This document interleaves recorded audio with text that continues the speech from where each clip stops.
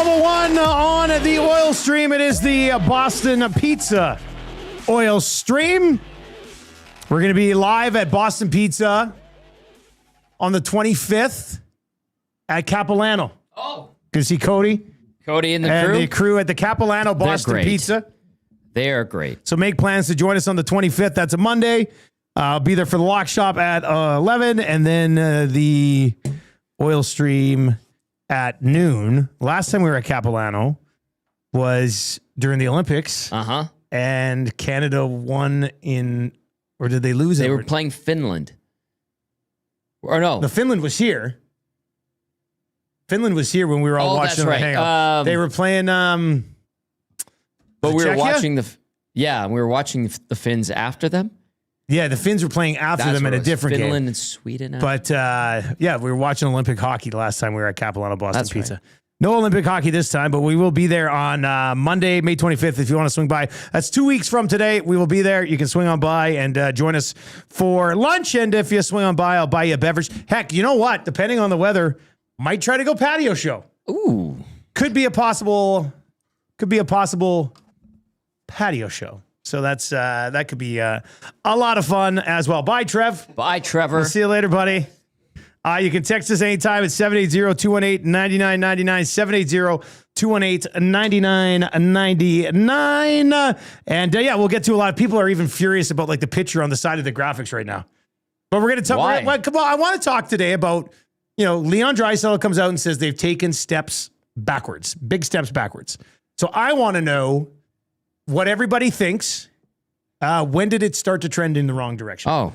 Like, what was the move that sent this thing trending in the wrong direction, according to Leon and Connor? I think that's a fun conversation. Okay. 780-218-9999, 780-218-9999. Feel free to chime in. That's going to be the conversation today. And I think because that is a conversation, it is okay to put up the photo of Broberg and Holloway with the St. Louis Blues. That is part of the story. Depending on how big part of the story you want to make it, that is fine. But 780-218-9999 is where you can chime in. AJ and Speedy Creek's already in. He says it went wrong when they got rid of Ken Holland. They'd have won the cup last season if he had stuck around. So we're gonna go down that path and try to figure out the moment that it sort of headed wrong. But you must hate my lower body today, though, Tommy. I am wearing cargo shorts and Skechers. Hey, I don't hate Skechers. Patty assumed that Matthew and I hate Skechers. It's not that we hate Skechers. That wouldn't be our choice of footwear. Okay, but you don't hate them. No.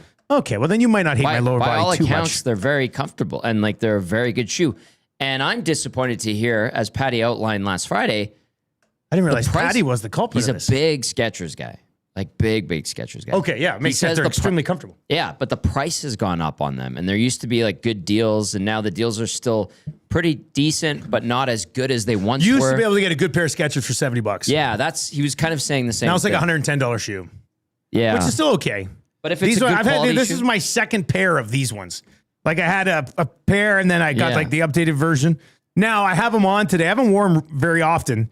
I have them on today because I slept in. So I was in like a massive rush to come in today, and these are just easy little slip-ons. Yeah, what's wrong with that? So I slipped them on when I went out what's the door. wrong with? Well, these are the cargo shorts. Oh, okay. But the good thing with they're a little bit cargo like under the radar because the style and the material. It's not your typical cargo, right? You're not wearing kahake. Geez, man, I have to say You like my lower body more than I thought you would, Tommy? Not something I thought I would say today, but yes. This is a great day. And if you're like, what the hell is kahake? It's a silly way to say khaki. I don't think there's anything wrong with that. And actually, I saw you and Rick were matching today. We were matching shirts and hats today. I was like, should I? And I ultimately didn't. Because all EST branded stuff, though. Which looks great. The hats are phenomenal. Jay's wearing it today, too. These hats are pretty solid. I'm excited for baseball. I'm wearing the Trappers hat. Another good reason to wear a hat. Yeah. Trapper's hat. I went very like comfortable and casual. Oh, you got what, New Balances? Noobs. That's more of a dad than me. But these are great. And then some Lulu joggers. Fancy boy. Oh. All right, 780-218-9999, 780-218-9999. Somebody says Crocs are comfy. Were you guys ripping Crocs? Yeah, always. I will never, ever accept Crocs. I got a pair of Crocs for my birthday that are Back to the Future Crocs. I'm going to wear them in just so you can see them. They've got like the gibbets on it of all the different Back to the Future stuff. I know what gibbets are, unfortunately. And there's a flux capacitor on the back part. As there should be. So they're pretty much the coolest shoes ever. So that's quite subjective. Okay. Let me ask you this, Tommy. I'm going to get into this on the Nielsen show tomorrow as well, but just a little tease from the Nielsen show. I was over at Save On between shows, and I got out of my truck, and there's this little old lady parked next to me. She had an SUV, and she was just about to load stuff into the back. So I'm walking around her vehicle to go into the store, and she's standing there. One of the most awkward things anybody's ever said to me. So I walk by her, and I look down at her. I go, hello. And she goes, hello. And then she was probably 65 at least, maybe older. All right. She turns around as I walk by, and I said, hello. And I kind of looked at her and she said, hello. And she turns around, and then she just goes to me, goes, wow, nice long legs. And then gave me the thumbs up. She's like, wow, nice long legs. And I just kind of kept walking. I was like, thanks. And then I walked in, and then as I'm walking in, I was like, did she just say nice long legs? That's a bizarre greeting that is for bizarre. somebody, isn't it? Yeah, I mean, that's really weird. You're a large, legs, tall guy. And I mean, they're kind of nice. It's not like they're beautiful legs. They're but symmetrical. They're not ugly legs. No. But hey, I've never had anybody go to me, hey, nice long legs. That's nice of her. It probably comes from a good place, like somewhere. I guess. And that's appreciated. Maybe she just liked the fact that you said hello to her. And I think because I did say hi to her first. I came around the corner. She was standing right there, and I was like, hello. And then she goes, hi. And then she turns around. She gives me a thumbs up and goes, nice long legs. And I was like, all right. You know what would have been great? She's like, I bet they go up to a nice tushy. Oh, jeez, Tommy. An old lady talking about my butt. Hey. Unbelievable. Anyways, really bizarre greeting. That's okay. It's an awkward innocent. greeting, though. Very innocent. Yeah. And I do have long legs. You do. But it's just a weird thing to point out, I guess. Yeah. Calvin CMC over on YouTube goes, hashtag long leg fetish. I don't know. People are into some weird stuff. All right. So we know the overall conversation we're going to get in today. Leon Draisaitl has come out and said that this thing is taking big steps backwards. We want to know if you can pinpoint the moment that it started. What say you? 780-218-9999, 780-218-9999. If you're watching over on YouTube, please sub to the channel. Trying to make a big push to 14,900 and then eventually 15,000. Gained like 45 subs over the weekend. Awesome. Friday's oil stream just kept going up and up and up and up. Yeah, and it was a good oil stream. I thought it was pretty good. People seem to like that one. Good. So, Anyway, let's dive into your Popeyes headlines. Let's get to some good news here. Ike Howard named to Team USA at the World Hockey Championships. Excellent. Another reason to watch the World Hockey Championships. You got Nurse and Bush on Team Canada, and now you've got Ike Howard on the United States. I don't know how heavily he'll be. How much he'll play. What's the rest of that roster look like? Let's see here. USA. I think they're sending very much. It's a lighter team, I think. Roster 2026. Let's get a look at this thing. All right. Forwards. Give me the whole thing here. Here we go. All right. Here's the U.S. roster. Forwards are as follows. All right. Give me the list. It's all these. Here, to you roster clicker. Okay, here we go. All right, so this is the U.S. men's team for the World Hockey Championships. The forwards are Matt Coronado, Paul Cotter, James Hagens, who's taste with Boston, but kind of fresh out of school. Ike Howard, Sam Lafferty, Riker Lee, Ryan Leonard, good young piece in Washington, Oliver Moore from Chicago, Danny Nelson, University of Notre Dame, Tommy Novak, Matthew Olivier, Max Plant, Max Sisson, Alex Steves, and Matthew Tkachuk. Oh, there should be some chance for him to play some offensive minutes on this team, I would think. I would think so. It's not a veteran-heavy team. Like guys who are automatically better, just off the dome here, than Howard up front for this team. How about Tkachuk going to play? I don't mind. Good for him. Like, No reason for him to go play in the World Championships. No, but the World Championship is it's a cool event, and some guys I think want to experience it. Some guys want to go and like turn into quasi vacation, which could also be a lot of fun. It's in Switzerland. Yeah, beautiful. So anyway, Matt Tkachuk better, Ryan Leonard better. Coronado's been around longer. I mean, outside of that, it's kind of. I think he'll play. Yeah, I mean, I think there's an outside chance he could get top 6 minutes, to be honest with you, or at least in the top 9 on that team. So, yeah, big chance for Howard to go over there and continue to work on his game and hopefully, find some positive steps at this event that can help propel him to the roster next year. I mean, he's got to be on the team next year, right? You would hope. I think he put himself into a good spot to be on the team next year. Really? I think so. He had a very strong AHL season, which is what Matt Savoy did the year prior. Now, I don't know what his defensive game is like. Remember how much applause we gave to Matt Savoy for. Well, it's how Savoy sort of wedged his way up the lineup. Absolutely, but listen, he made the most of his situation this past season, which I think is a good thing. Now, whether you like the trade or not, it's subjective, but. In this scenario, he is an Oiler. He's part of the team or in the system, and he's doing the best and getting an opportunity here, which I think is great. Popeye's Spicy Headlines brought to you by the limited edition Ben's Day Collector's Cup that will come with the official Ben's meal. 3-piece tandies, fries, mac and cheese, sauce, and a pop for just $14.99 or purchase separately for $2.99. You can get that cup just on its own. $1 from every Ben's meal or Collector's Cup sold will go directly to the Ben Stelter Foundation. And then on May 27th, which would have been Benny's birthday, we'll be donating all of the proceeds from the entire day across all of the northern Alberta locations to the Ben Stelter Foundation. So we're going to be there set up this Friday. Oil Stream on Friday, Lock Shop on Friday, Hangout on Friday, Nielsen Show, EST Afternoons, Reed Wilkins Show. We will be there all day Friday from 6 to 6 at the location down on 170th here, right by the Superstore. Yep. So swing on by that day, grab a Ben's meal or come in and get a different meal. Get that cup, though, and $1 will go towards the Ben Stelter Foundation. The goal was 50 G's. They're hoping to raise $50,000. I feel like they're going to crush that. Yeah, I mean, you got a month, all the different locations. Yeah. Hopefully they're able to power through that. Let's quickly get into the numbers game, which is brought to you by Play Alberta. When you bet with Play Alberta, you give back to Alberta. Next time you make a wager on your favorite team, know that you're also making a difference across the province through Alberta's General Revenue Fund. Visit playalberta.ca/EST to learn more. That's playalberta.ca/EST. You must be 18 plus to play. If you gamble, use your game sense. Of course, Play Alberta, the title sponsor of everything we do here at Edmonton Sports Talk all day long. The numbers game is this. Ingram, Kapanen, Roslovic, Dickinson, Murphy. You can keep only 2. Can only keep the 2. Numbers game. Ingram, Kapanen, Roslovic, Dickinson, and Murphy. Only keep 2. Dickinson and Murphy, I think, is like the obvious 2. What about Ingram, though?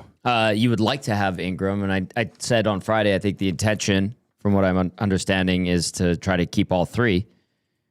I think, gun to my head, I would say Ingram and Murphy.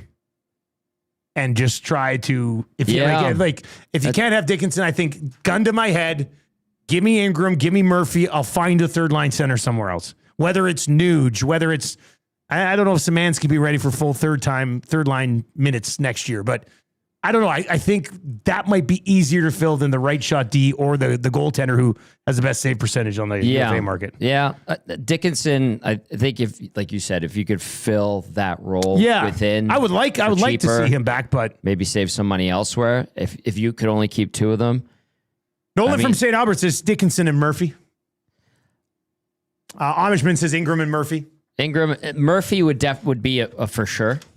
And then, listen, you need a goalie next year, and I don't know where we're at. I know where we're at collectively with Jari, but I don't know if they have an ace up their sleeve. I'm pretty sure they don't. Trust me. What's that? A sleep? Ace up your sleeve? No. It's not. There's no ace up the sleeve. There's no ace there. All right. So I think by this order, we would go Murphy's their number one priority. Yeah. I would say Ingram should be their 2, Dickinson would be their 3, Kapanen their 4, and then Roslovic. That's fair. Yeah. Well, we'll see. We'll see how it goes. And yeah, like I was told that the intention is to keep all 3. Of Dickinson, Murphy, and Ingram. Yeah. Didn't hear anything on Kapanen yet, though. No. And again, Kapanen at like close to the same number would be fine. But Kapanen at $3 million? And no thanks. Kapanen, he was hurt a lot last year, but listen, for what he is, he had a decent year. But if you were to identify the roster and go, where can we improve? I think Kapanen's a guy you go, well, maybe we could find a guy that's more impactful than Kasperi Kapanen.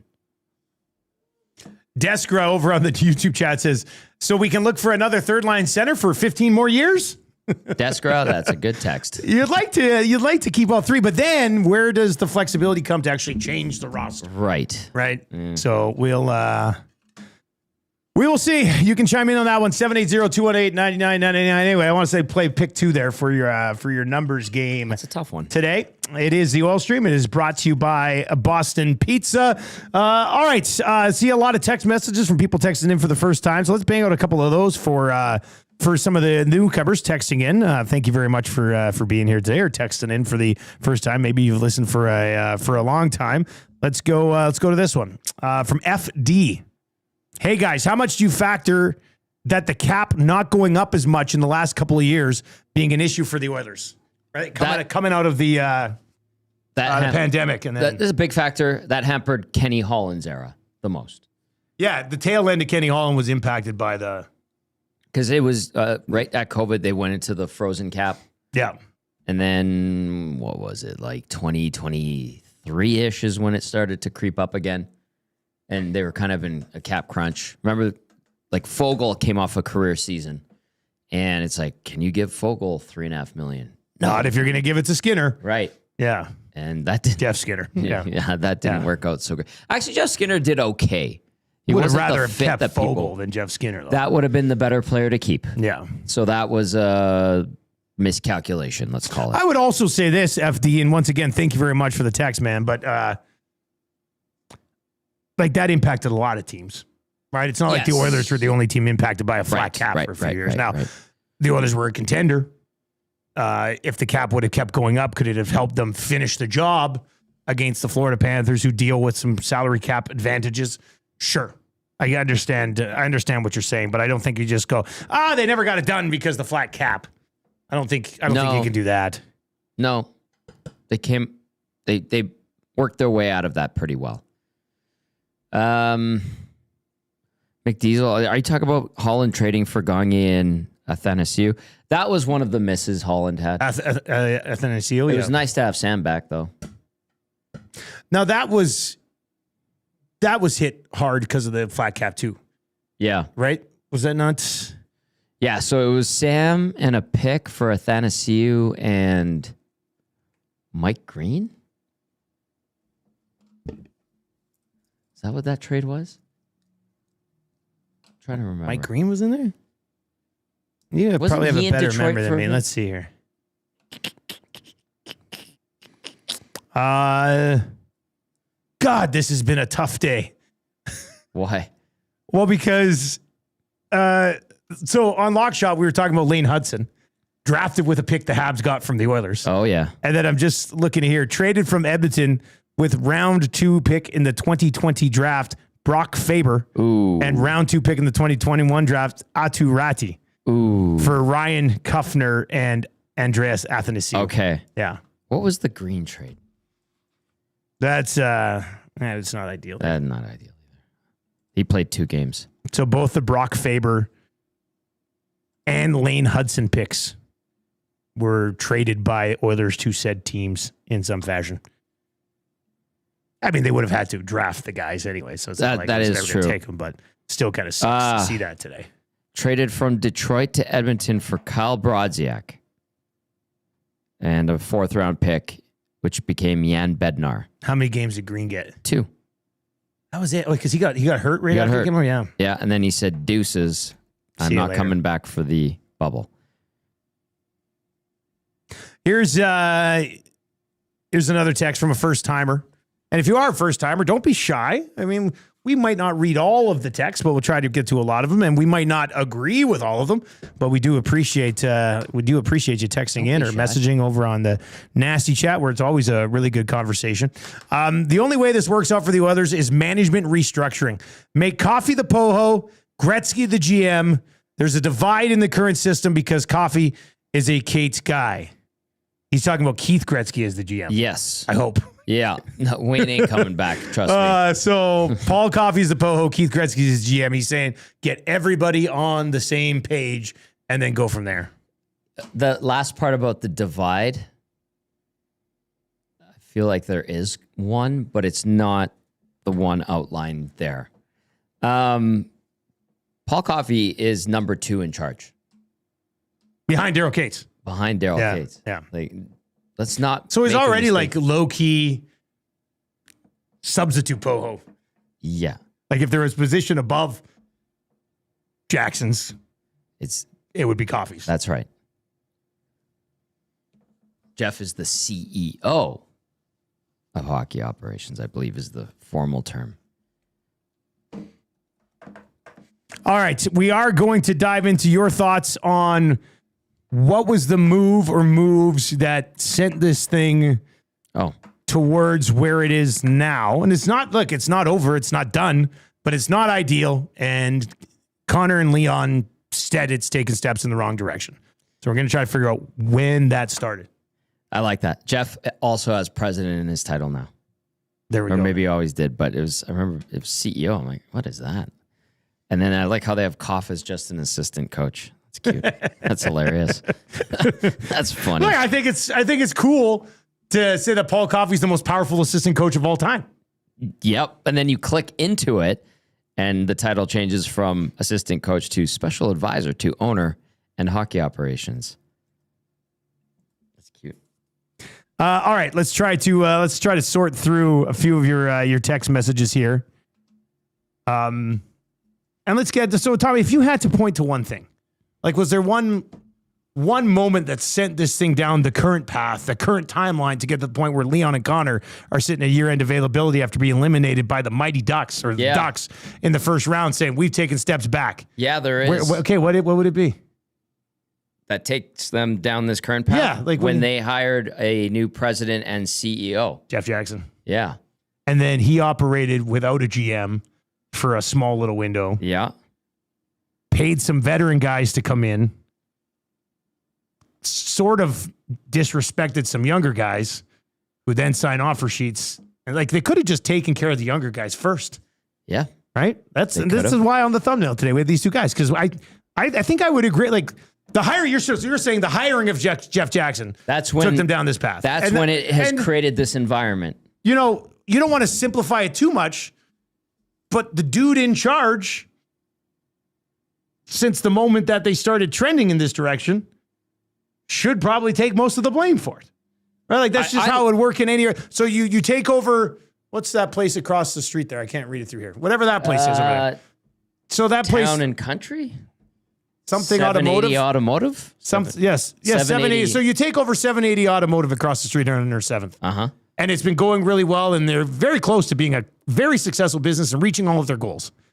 And you run it for 3 years, 2 years, 2.5 years, 3 years now, I guess. 3 now. Yeah, that's right, because he was there for Holland for a year. Mm-hmm. And all of a sudden you get to the point where your employees are going, man, this has not been as good as it was a couple of years ago when we had Steve and Chris and Tom, and we're really firing on all cylinders here.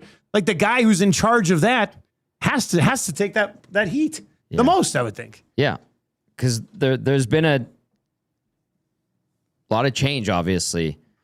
And I said it on Friday, a lot of quote-unquote Kenny's guys are gone. I don't think there's any left.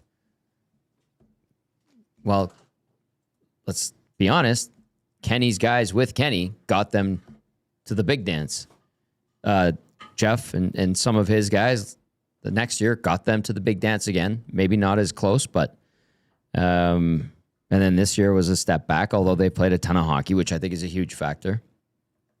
This is a true test for these guys. But if we're asking the question for the theme of the show, what decision or what point is where this kind of started? I think it was that point. You made Ken Holland lame duck GM for a year, philosophy shift, bringing in your own people. Take me back here, Tommy. You seem to have a bit of a better memory about all this than me.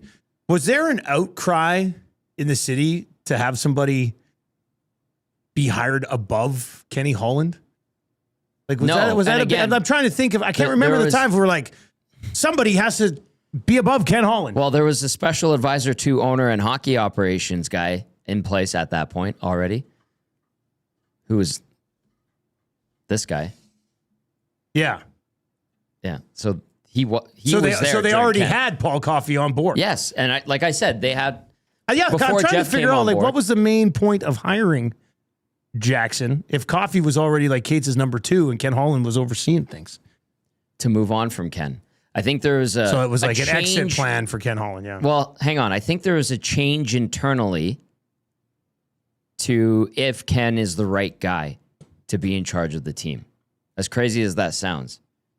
To me, there was one night in particular where I was like, this is bizarre. And something happened on a broadcast where the hockey ops department got called out. I'm like, is this a sign of something happening behind the scenes? And that's maybe when the opinion on Ken internally shifted. When Stoff ripped him. Stoff walked up to me that night and was like, well, I really did it. And I was like, buddy, I'm getting people texting me and sending me videos. Like, what did you do? Yeah. Some people have all the power to say whatever they want on the panel. And as we've learned in the last year, some don't. Yeah, that is unfortunately true and sad in a very pathetic way. Yeah. But to me, knowing Stoff and friends with him, former colleagues, he ain't saying that if there ain't something behind it. So and I've been told from multiple people who worked for the organization in very high roles, years past, recently, now, that if you're persona non grata around there, bye-bye. Like, you lose all your power immediately, and you're basically just you're getting a paycheck doing nothing. 780-218-9999. So is that the moment that this thing started down the path where it's at right now? And I don't want to say it's at the moment where it started to become a failure, because it's not a failure yet. I think there's several moments. There's still some really good pieces here. It's probably an accumulation of a few of the decisions that have been made over the last 3 years that got the level of frustration for Connor and Leon so public in their year-end availabilities. But if it's not the hiring of Jeff Jackson, what would you say it is? 780-218-9999. Cards texting in the inbox. The inbox is hopping today, so that's good. That's what happens when you try to accommodate McDavid a little too much. Yes, he's the face of the franchise, and you want to keep him happy, but bringing his agent to run the show was a bit of a red flag to begin with. What even happened with Holland anyways? Why such an ugly fallout? So that went in from Cards today. Oh, that's a good question. I have some questions. Well, no, not questions. I really wonder if Connor did have much, if anything, to do with Jeff Jackson and Chris Knoblauch coming in. Yeah. My instincts tell me... It seems like such an easy thing to connect, but... I don't think he did. And my instincts tell me I don't think he did. And obviously we connect him to those guys from his past because... Knoblauch was his coach in junior. Jackson was his agent. But people have said stuff to me over the years that are like, make me think that he didn't necessarily force any of those changes. Mm-hmm. And was just like, okay, I guess. And he even kind of said it too when both those guys were hired. And he didn't be like, oh, I'm so glad they're here. I talk to him all the time. I wanted him. So there's those little crumbs that have been dropped where it's like, did he really have a lot to do with those guys being hired? That's my instinct kicking in. Yeah, and there's something else I wanted to get to, but what was the other thing you brought up? On that text? Yeah. Just a second. Let me cards here. Try to accommodate McDavid a little too much. He's face the franchise. Want to keep him happy. Right. But bring his agent to run the show. Right. Oh, why such an ugly fallout with Ken Holland? I'm trying to remember. Okay. I think Kenny, this is my interpretation. Again, just being around for almost 20 years now, working for them. I think Kenny did everything he can to shield the team and make sure as much stayed in-house as possible. And everybody that was immediate part of the team was looked after. And I think there's some outside forces trying to persuade him and have influence. And when they couldn't, they said, I got to get rid of this guy. That's kind of what I've picked up on. Kenny took care of the team. Yeah. Right? Made sure everything was good, make sure it was running well. He's bringing in good players. But all the other stuff that comes with running the Edmonton Oilers as the GM, he could only shield them so much from. And maybe he was too loyal to the team and didn't pay enough attention to the other stuff. And maybe that did him in. Haji texts in, and we'll try to get to as many texts as we can, so keep them coming in. Haji texts in and says, the narrative at the time was that hiring Jeff Jackson would increase the likelihood of McDavid resigning. And I remember after he was hired, you're sitting there going, oh, you're hiring his agent to run the organization. That's got to be a very good sign. But also, I don't remember before that hiring happened of us sitting around here going, they have to hire a president of hockey operations who has a great relationship with Connor McDavid and will keep him around long term, right? It's not like that's what we were looking for. Yeah, but I was of the mind, too, that, okay, they're doing everything to appease Connor. And I thought that was a brilliant move. I can't be revisionist and say, oh, I knew it was going to work out poorly. It hasn't worked out poorly, first of all. I think they're going to be a good team next year. I really want to outline that. And I saw some people saying, like, these guys are so negative. They're a good team, guys. They're going to be a better team than they were last year. They need some precision moves to be made, but they're still going to be a competitive team next season. Who knows? I would say if they were to, I'll say this about this team. If they were to just run it back, same coaches, same GM, bring back Kapanen, bring back Dickinson, bring back Murphy, bring back Ingram, Howard gets promoted. You keep Doc and Stastny as RFAs, and that's pretty much it. I mean, if you're going to do all that, that's pretty much going to take up most of your. Maybe there's a couple mil to spend on another free agent. If they were to just bring all of that back and combine that with 4.5 months off, I would think they go further this year than they did last year. Yes. Right? They get to the second or third round of the playoffs just with some rest for Connor McDavid and Leon Draisaitl and these guys after a couple of deep playoff runs. So, like, I'm kind of with Tommy that I would like to see some change because the team that we're talking about went out with kind of not like with a whimper in the first round this year. Yeah, it did. And didn't look like they were, I know Reed's going to get into this in his show a little bit later on. It didn't look like they were fully engaged or fully believed in the playoffs this year. And I would think that hunger is probably back there a little bit more so next year. Health will always be a factor. That's for sure. But even if they were to bring everything back just with more time off in the offseason, I do think they would probably be expected by many to get further than they did in the playoffs this year. Now, we're not sitting here in this market with 2 years left on Connor McDavid going, well, if they make it further than they did last year, that's okay. If they make the further second round and they get eliminated, it still sucks. Yeah. And you still wasted another year of Connor McDavid. So, in order to, can this same team run back again, win a Stanley Cup next year? No. But it'll be better that's than the team this year. If you just ran back like how you outlined. Yeah. But you didn't change anything. You kept with the same roster and all the guys. At this point, though, you're not trying to improve. You're trying to get back to where you were a couple years ago, which was the Stanley Cup final, right? Like, so that's why I think they have to get creative and are probably going to end up doing something of significance this offseason. Well, the pressure's on for them to do something of significance to make the right moves. It's not always like the big, sexy move, which is hard to not be allured by, but the right moves. You know? The Gordfather texts in and says, offer sheets was the fumble. They should have matched, even if it was to trade Broberg for a better package as he didn't want to be around. He wouldn't have been able to trade him for a year, though, I think. Yeah. With whatever. I mean, that being said. But I do have a little patience with them waiting to grind young guys, as that was the acceptable way of the NHL at the time. Still, an offer sheet hadn't been used in years. A blunder, but not exactly one that they should have seen coming. Yeah, but I mean, like if I had to look at one of Jeff Jackson's moves, and it would be on him and it would be on Stan Bowman because it was GM at the time. Like organizations just don't let their top 2 prospects in the system walk.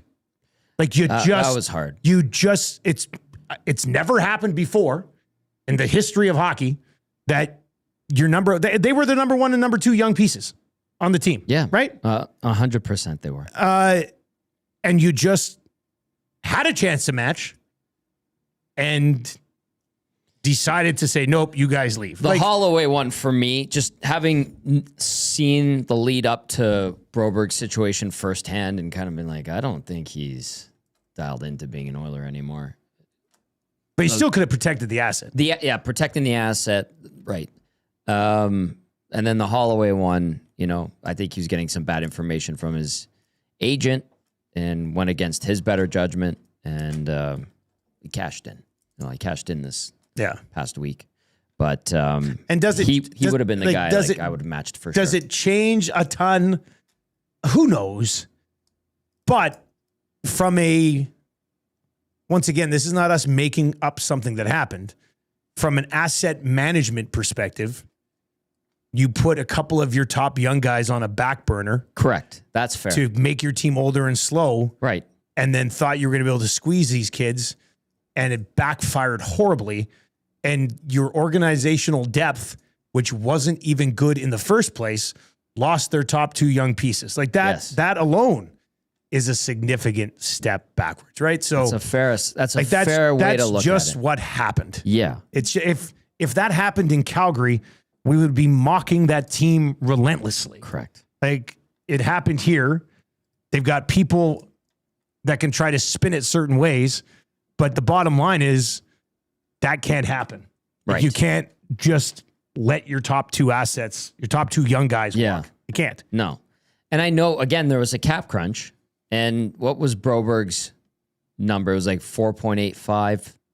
And then Holloway's was 2.23. Like if you really think about it, it's not steep by any means. But even in that, again, this is going back, but even within that season, you had Arvidsson for 4. Arvidsson was 4. Skinner got 3. There's their 7 mil. You could have kept those 2 guys who had better seasons, more impactful for the Well, Blues. And I would say that if you made them a priority, you probably get them for less than they signed their offer sheets for. Yeah.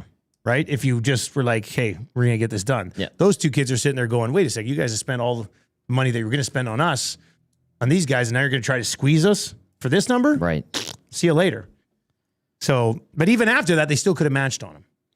Yeah. So, I mean, that is, when you look at monumental mistakes that other organizations haven't made, that's a big one. Yeah. And if you're looking at when it started to go down this path, I mean, I think you look back to that offseason after the first Stanley Cup final run. Yeah. And go kind of severe mismanagement at the time. But maybe there's another moment for it. Somebody said the Jack Campbell thing. When they signed Jack Campbell, like you're still paying the guy. That was bad. Was that when it all went wrong? I mean, maybe that's what you think. That was a swing and a huge miss. Broberg too. Remember, he had the trade request, and they're like, no, we didn't request the trade. His agent did.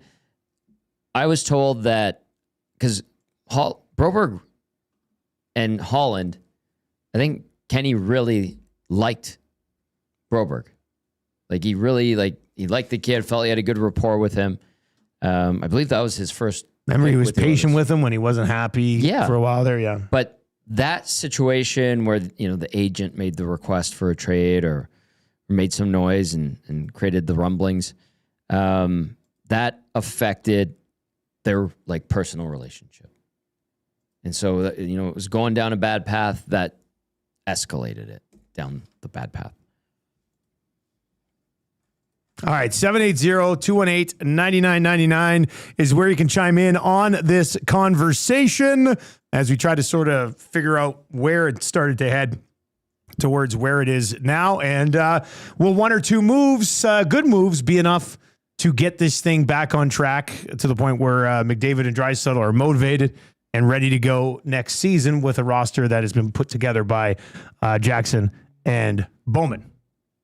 Okay, a couple other things that I wanted to get to. YouTube Trev's trade of the day today. What was it? We hit this thing around 6:30 this morning. It was by far his lowest vote of approval.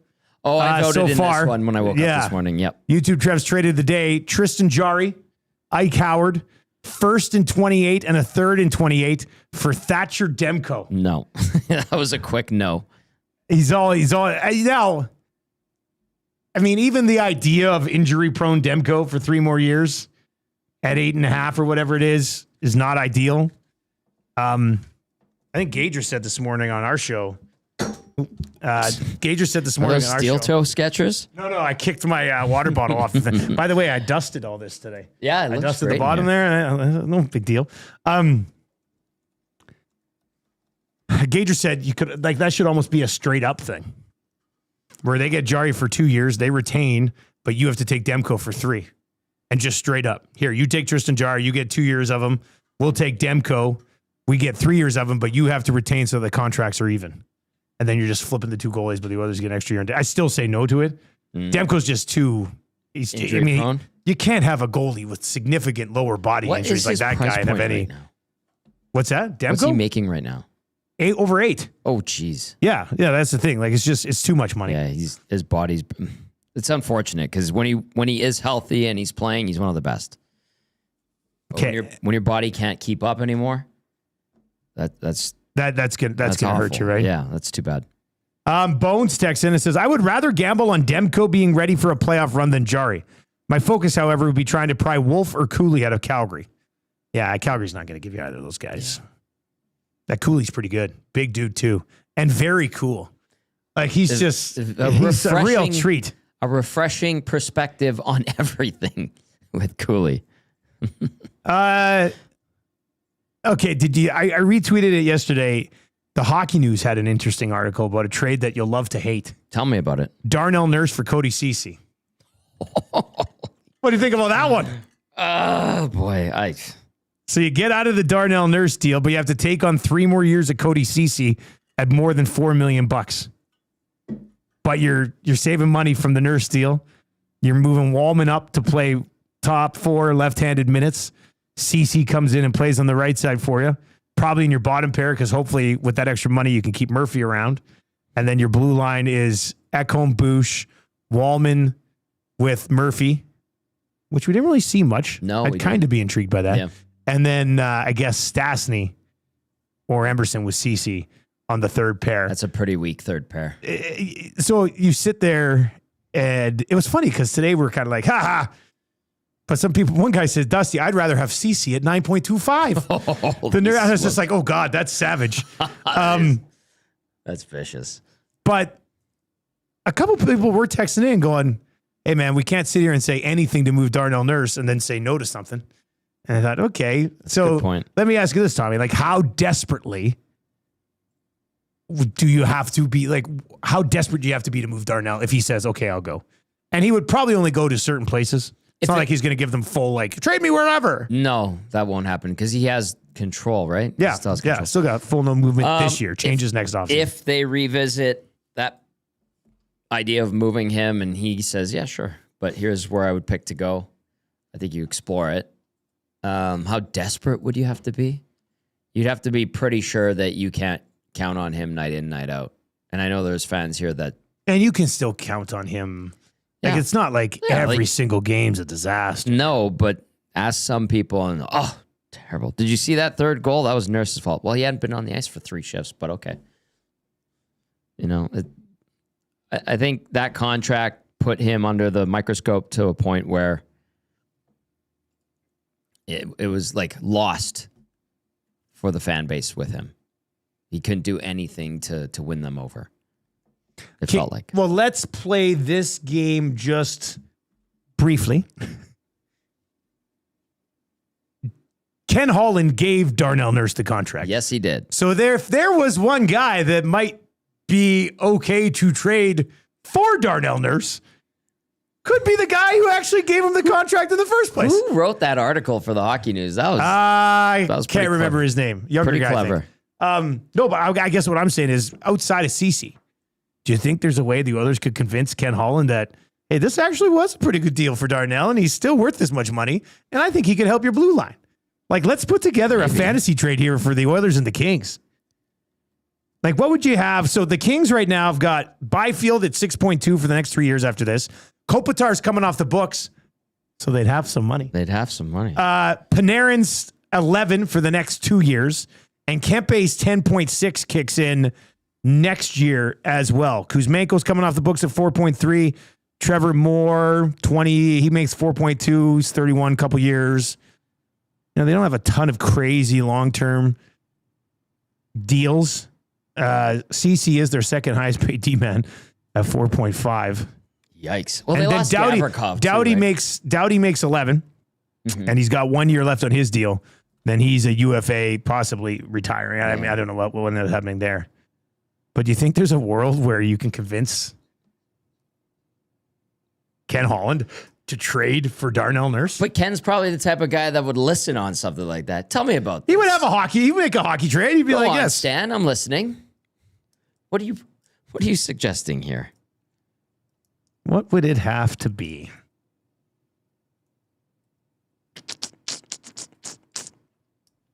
Do you think there's any way that they could get Kevin Fiala off of the Kings in a Darnell Nurse trade? No. But having to add, Fiala's got 7.8 mil for the next 3 years. Could be a top 6 winger for you.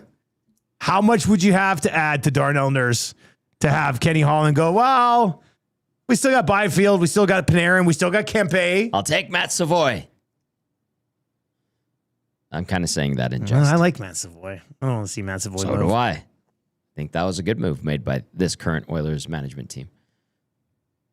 Barry the Cheater says Kenny Holland would listen and then proceed to fleece Stan Bowman.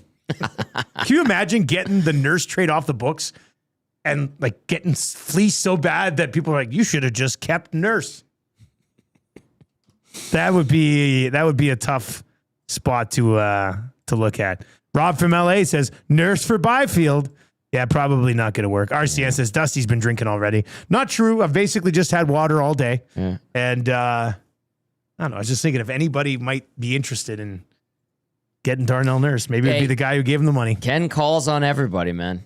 And it's not just to potentially make a trade. It's information and data gathering, which is always valuable. Just like analytics is data gathering and information. It's how you use it. That's the most important part.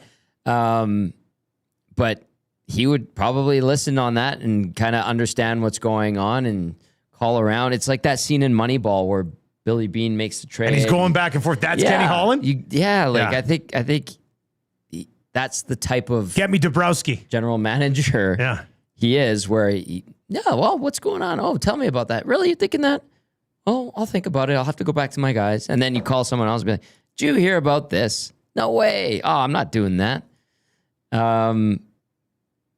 I think Ken has some of that old school in him, and he uses it to his advantage, and he'll make that phone call. He'll talk to you. He'll catch up, ask you your kid's doing. Waddy in Cloverdale says Fiala's coming off a gruesome injury. See Connor Brown. All right, so there you go. Gruesome injuries, 29 years old. Yeah. You had to be patient with the recovery. Well, there's been a penchant for trading for guys who've been injured and picking up guys who've been injured around here lately.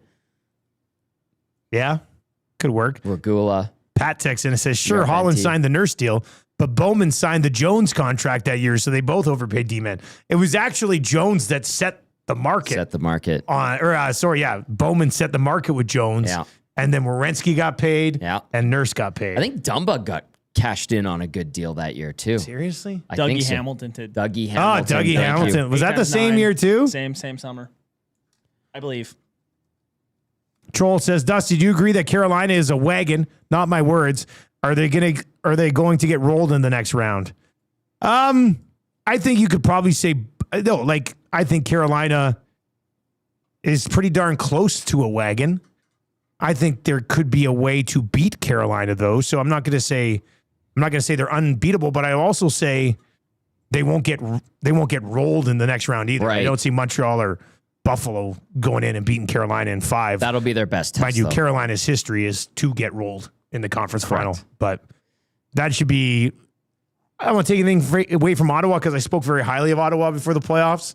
I never really thought Philly had any sort of sniff, but Montreal or Buffalo will be by far the best team that Carolina has faced in the playoffs. When the Habs, they look good. I mean, that was a great game yesterday. Dumba was already signed at that point. He was in the middle of a 5-year, $30 million contract. I think that was the first bridge deal for Nurse. That's when Dumba got his pay too. Yeah, because he was a $6 million D-man at that point. Rob from LA says Byfield is topped out as a second line player. Everyone values him too high still. He's not a prospect anymore. Nurse plus gets it done.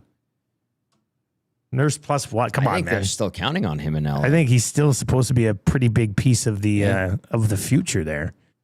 I would think. All right, 780-218-9999 is where you can chime in. Squid in the Park. Let's get to this one from Squid in the Park.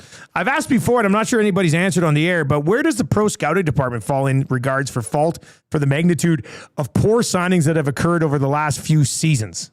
Squid in the Park. Yeah, that's a good question. I think, or I've been told multiple times throughout the last bunch of years, even in the Holland years, but more so recently, that what the pro scouts provide information-wise to help make the decisions has been brushed aside in key moments. Okay.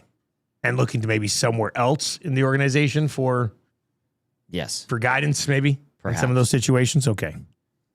All right, so that's probably not ideal, but we'll see what they do from a pro scouting perspective or an analytical perspective coming up this off season. Yeah, there's gonna be, you're gonna hear some sounds like promotions are gonna be happening.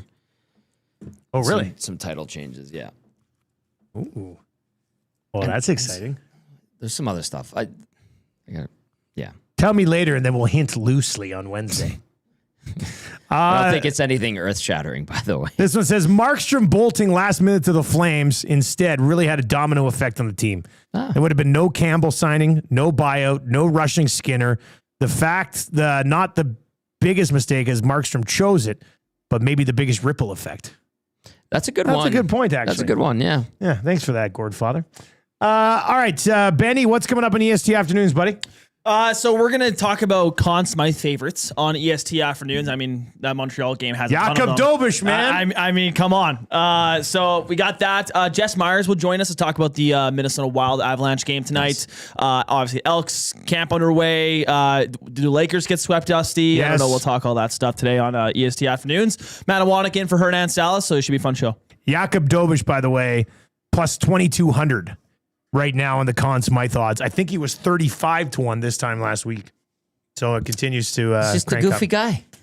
Get a sprinkle on old JD. Yeah. All right, EST Afternoons is on the way. I'll be back with the Nielsen Show tomorrow morning, bright and early at 6 o'clock on TuneIn, on iHeart, over on YouTube, and, of course, on the radio at 95.7 Cruise FM. For Tom Gazzola, I'm Dustin Nielsen. Thank you for joining us for the Boston Pizza Oil Stream. Oil Stream will be back on Wednesday at noon and Friday at noon. Friday all day long. EST will be live at Popeyes here on the West End. Take it easy.